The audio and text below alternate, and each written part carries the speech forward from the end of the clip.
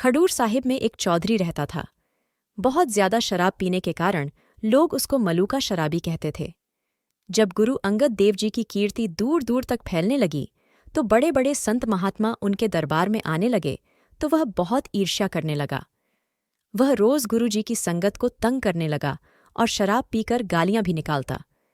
जब सिख गुरु जी के पास शिकायत करते तो वह कहते, सिखों, प्रभु की रजा में रहना सीखो। यदि कोई बुरा कर्म करता है तो हमें बुरा नहीं करना चाहिए। यदि कोई बुरा कर्म करता है वैसा ही फल पा लेता है, तुम उसकी बातों की ओर ध्यान न दो। कुछ समय बाद शराब पीने के कारण मलूके को मिर्गी पड़ने लगी। वह इस रोग से बहुत दुखी हो गया।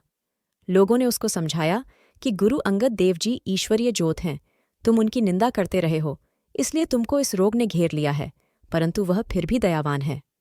अमृत वेले में वह जिसको नज़र भर के देख लेते हैं उसके सारे रोग दूर हो जाते हैं। लोगों के समझाने पर मलूका गुरुजी के पास आया और उनको अपनी बीमारी के बारे में भी बताया।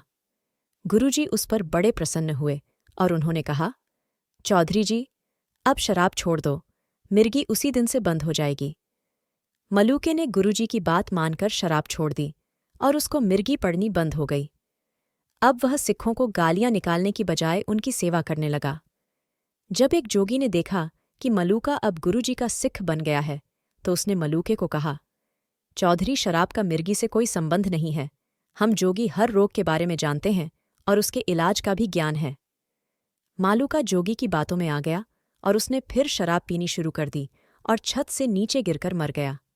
तब गुरुजी को उसकी मृत्यु के बारे में पता चला तो उन्होंने सारी संगत को बाणी का पाठ करने को कहा ताकि कोई सिख बुरी आदत और संगत को ग्रहण न करे।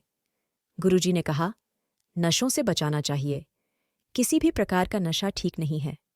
ऐसे पदार्थ का सेवन नहीं करना चाहिए जिससे शरीर भी दुखी हो और मन में कई तरह के बुरे विकार उत्पन्न हो। अगर वीडियो पसंद आई तो कृपया इसे लाइक, शेयर और सब्सक्राइब करें।